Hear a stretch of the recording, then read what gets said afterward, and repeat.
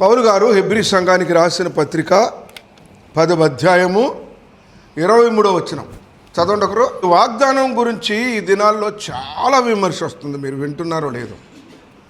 ఆ చిట్టి తీసుకుంటే ఏంటి, అదేమన్నా లాటరీ టికెట్టా? ఒక ఆయన అయితే ఏమన్నాడంటే తాయెత్తు అది అన్నాడు. ఆయనకి తాయెత్తుని గురించిన జ్ఞానం ఉంది, వాక్యం గురించిన జ్ఞానం లేదు. పాపం ఏం చేద్దాం? ప్రియులరా, 1933లో ముంబైలో పరిచర్య ఆరంభించిన భగత్ సింగ్ గారు 1941లో చెన్నైకి, అలాగే ఆ తదుపరి హైదరాబాద్కి ఆయన పరిచర్యని విస్తరింపజేసి మొట్టమొదటి 10,000 బ్రాంచులతో దాదాపుగా విలసిల్లింది ఆ దినాన. ప్రభు మహిమ కొరకు మీకు ఒక విషయం చెప్పాలని ఆలోచన కలిగి ఉన్నాను.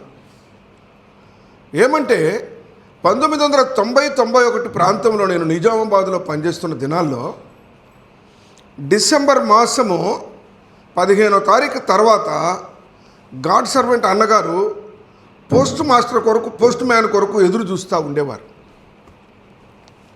ఎందుకంటే ఒక ఫోల్డింగ్ ఎన్వలప్ కవర్స్ అని ఉంటాయి, మీకు అప్పుడు ఇప్పుడు ఉన్నాయో లేదో, మన ఉత్తరాలు రాయడం మర్చిపోయాం ఎస్ఎంఎస్లు వచ్చినాక. అంటే ఇలాగ కవర్లో పెట్టేది కాకుండా ఫోల్డ్ చేసి అంటించేది ఉంటుంది. ఆ లెటర్ వచ్చేది హెబ్రోన్ నుంచి. ఆ లెటర్లో వాగ్దానం రాసి పంపించేవాళ్ళు, హ్యాండ్ రిటర్న్ వచ్చేది. నేను నా కళ్ళతో చూశాను అది. రాను రాను ఏమైందంటే ముద్రణ యంత్రాలు ఉన్నాయి కదా, ముద్రిస్తే అందరికీ ఒకేలాగా ఉంటుంది, హ్యాండ్ రైటింగ్ సరిపోదు, ఎన్నో రకాలుగా మార్పులు వచ్చినాయి. ఇప్పుడు ఏమంటున్నామంటే దాన్ని ఏమంటున్నాము, యూనివర్సల్ ప్రామిస్ అంటున్నాము. కానీ ప్రియులరా, ఆ 3 వాక్యాలు ఉన్న కార్డు మొట్టమొదటి పేరు మోటో కార్డు. గుర్తుపెట్టుకోండి, ఏం పేరు అది? Moto card. మోటో అంటే నినాదము అని తెలుగు భావం. మోటో అంటే నినాదము. ఆయన యొక్క తలంపు ఏంటంటే, ఆ దర్శన కర్త యొక్క ఆ భక్త సింగ్ గారి ఆలోచన ఏమంటే, ఆరంభ దినాన, సంవత్సరం ఆరంభ దినాన ఎన్ని శాఖలు ఎన్ని బ్రాంచుల్లోనైనా ఒకే వాక్యం ధ్యానించాలని. దాని వెనక మర్మం ఏంటంటే కాన్వొకేషన్ జరిగితే అందరూ ఒక చోటకు వస్తారు కదా. కాన్వొకేషన్ అంటే మనకు పాత నిబంధనలో సర్వ సమాజము అని ఉంటుంది. మరి ఇప్పుడు సర్వ సమాజంగా కూడుకోవటం అనేది, ఆ కాన్వొకేషన్స్ కూడా పోయినాయి అనుకోండి. ఇప్పుడు చాలా దూరం అయిపోయింది సంఘక్రమం, మీకు తెలుసో లేదో. దర్శనానికి దూరం అవుతూ వచ్చాము, క్రమానికి దూరం అవుతూ వచ్చాము. Slowly that system has been diluted and people have started their own thoughts, own opinions. ఆ యొక్క మోటో కార్డులో ఎప్పుడైనా సరే 3 వాక్యాలు ఉంటే 3 ఇట్లో తప్పకుండా ఒక పదము కామన్గా ఉంటుంది. మీరు చూడండి, పాత కార్డ్స్ ఏమంటే మీ ఇంట్లో ఉంటే ప్రతి మాటలో కూడా, ఇప్పుడు లేవు అవి, ఇప్పుడు అలా లేదు, ఇప్పుడు ఆ స్ట్రక్చర్ అయిపోయింది. నేను ఎవరిని విమర్శించట్లే, ప్రభు నన్ను క్షమించాలి. నేను ఒకసారి చరిత్రలోకి చెప్తున్నా మీకు. ఈ వాగ్దానము కార్డు ఏమిటి, ఈ వాగ్దానం కార్డు ఎంతవరకు మనకి యూజ్ఫుల్, అసలు ఈ పద్ధతి ఎందుకు వచ్చింది? తెస్సలోనికైలకు రాస్తూ పౌలు గారు పత్రికలో, మొదటి పత్రికలో ఏమని రాశారు చూడండి. 5వ అధ్యాయం 27వ వచనం. సహోదరులకు, ఈ పత్రిక ఎవరెవరికి? ఒక్కొక్కరికి ఉత్తరం రాయలేరు. ఒక ఉత్తరం రాసినాడు పౌలు గారు, ఒక పత్రిక రాసి అన్నాడు, బ్రదర్స్ అందరూ చదివించుకోండి అన్నాడు. బ్రదర్స్ అందరూ చదివించుకోవాలి అన్నాడు. ఒకే ఉత్తరము అందరికీ. ఇప్పుడేంటి, ఎవరు ప్రామిస్ ఆడకే ఒక్క లెటర్ వచ్చేది. ఆ letter hand written copies. Even మీకు తెలుసో లేదో, ఈ ప్రామిస్ కార్డ్స్ మీరు ఏవి తీసుకుంటున్నారో, ప్రామిసెస్ బుక్ వచ్చేది హెబ్రోన్ నుంచి.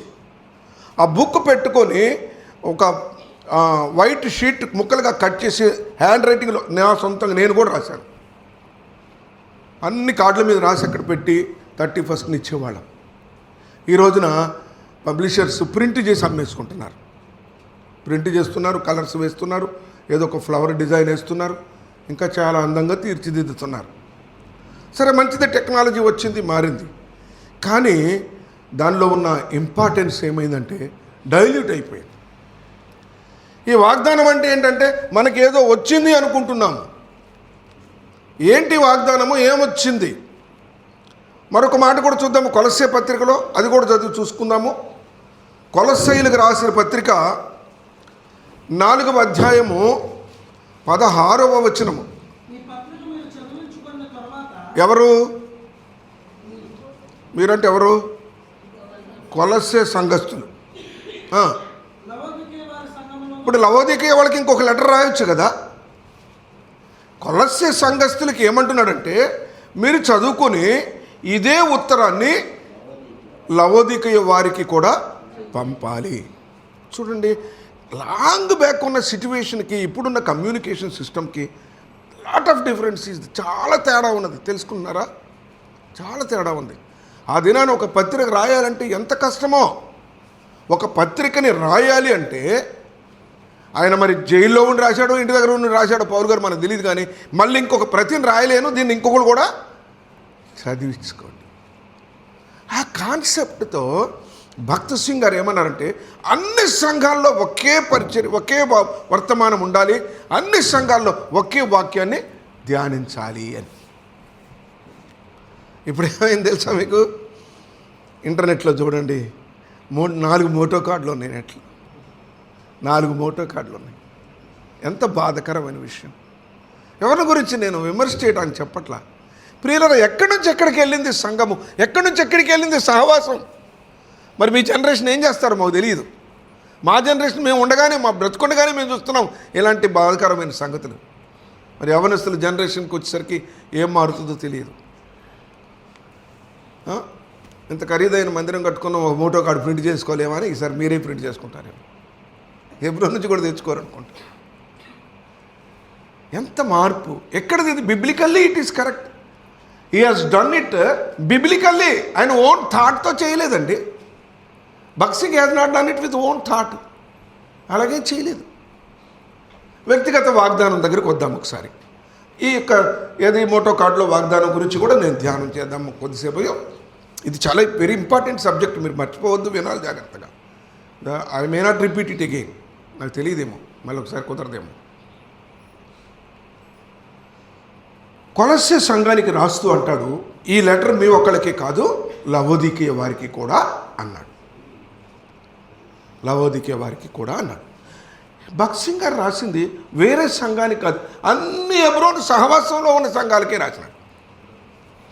వాళ్ళంటే వేరువేరు సంఘాలు, ఇది ఒకే సంఘానికి, ఒకే సహవాసానికి ఈ కాన్సెప్ట్ తీసుకొని వచ్చాడు. ప్రియులారా, ఈ విషయం అలా ఉంచి ఒకసారి వ్యక్తిగత వాగ్దానాల గురించి కూడా మాట్లాడుకొని ముందుకెళ్దాం. వ్యక్తిగత వాగ్దానంలో ఒక సహోదరుడికి ఏమొచ్చిందంటే, నువ్వు కొండలను పిండి చేయదు అని వచ్చింది. ఏమని వచ్చింది? ఏం చేయాలి అతను? ఏ కొండను పిండి చేస్తాడు? అపోస్తుల కార్యములు చూడండి ఒకసారి. అపోస్తుల కార్యములు 2వ అధ్యాయము 39వ వచనం చూడండి. ఈ వాగ్దానములు మీకును మీ పిల్లలకును అనగా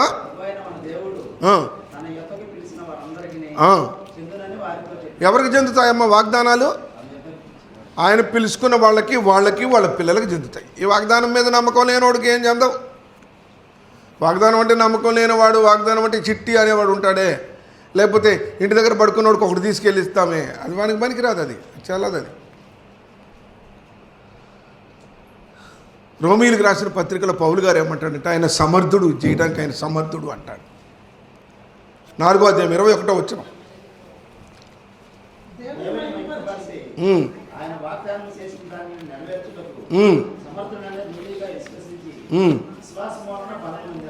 అది ఆయన సమర్థుడు, నెరవేరుస్తాడు. ఎలాగా? ద్వితీయోపదేశ కాండము 28వ అధ్యాయం. ఇక్కడ ఒక వాగ్దానాన్ని నేను జ్ఞాపకం చేసి ఒకసారి చూస్తాను. ద్వితీయోపదేశ కాండం 28వ అధ్యాయము 12వ వచనం.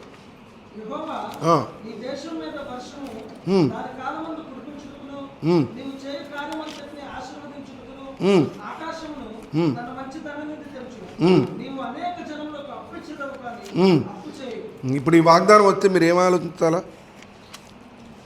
ఈ వాగ్దానం వచ్చిందనుకో నీకు 28వ అధ్యాయం 12వ వచనంలో ముందు ఏమన్నారు? నీ దేశము మీద వర్షము. మరి దేశంలో వాన కురిస్తే నాకెట్లా వాగ్దానం అవుతుంది? చెప్పండి. దేశం మీద వర్షం కురిస్తే నాకెట్లా వాగ్దానం అవుతుంది? ఇది వాగ్దానం కార్డులో ఉంటుంది, ఎవరికి వస్తుంది గమనించండి కంపల్సరీగా. అక్కడ ఏమని రాసుకుంటామంటే మనం చాలా తెలియగలవాళ్ళం. అప్పిచ్చదవు కానీ అప్పు చేయవు, ఆ ముక్క రాసుకుంటాం, మిగిలింది రాసుకోం. అడుగుడి మీకు ఇయ్యబడును, అంతేనా? అడుగుడి మీకు ఇయ్యబట్టడానికి ఎంత చెప్పినాడు తెలుసా? ఆ స్నేహితుడు నిద్రపోతే బతిమలాడతాడు, అటువలే మీరును అడుగుడి అని ఉంటుంది. అటువలే వదిలేస్తాం మనం, అటువలే వదిలేసి అడుగుడి మీకు ఇయ్యబడును, అంతే కదా. ఇలాగ వాక్యాన్ని ఉపయోగించుకుంటే ఎట్లా తెలుస్తుంది వాగ్దానం? ఇక్కడ 28వ అధ్యాయం, ద్వితీయోపదేశకాండం 28వ అధ్యాయము 1వ వచనం చూద్దాం.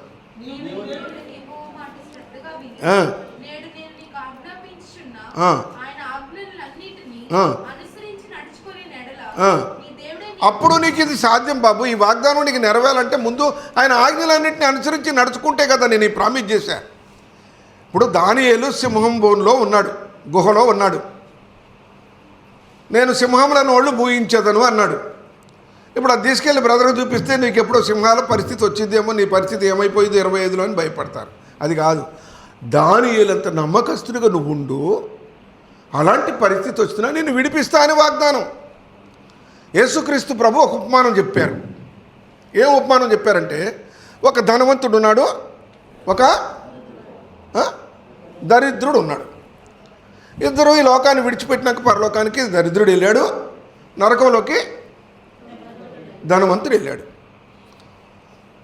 ఇప్పుడు ఈ ఉపమానాన్ని ఒకసారి ధ్యానం చేస్తారు కొద్ది నిమిషాల్లోనే. అంటే పరలోకానికి పోవాలంటే ఇక్కడ దరిద్రులై ఉండాలా?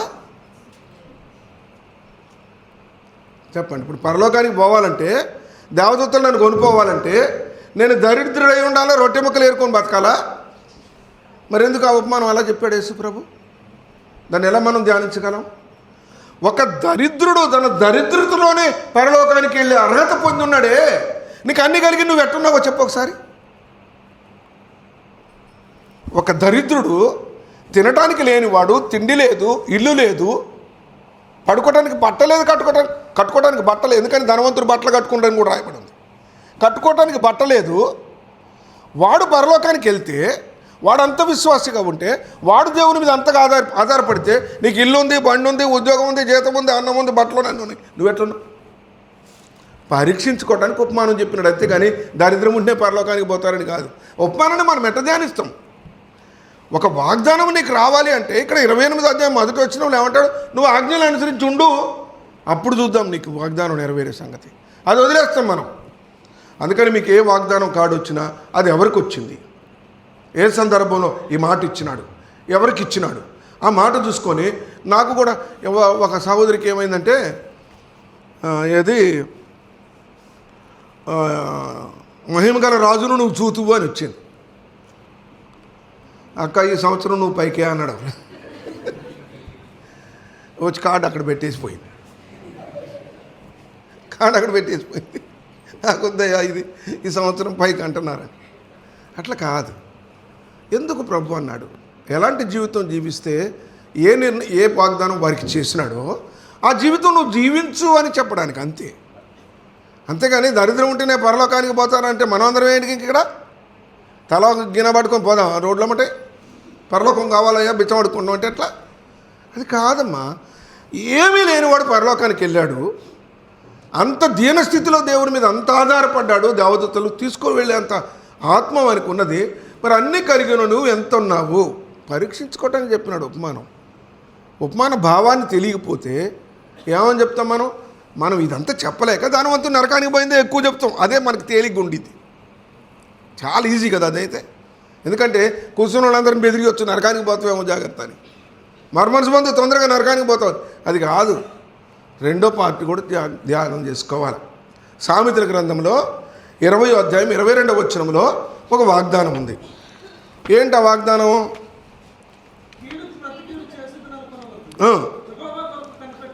చూసారు ఎంత బాగుందో.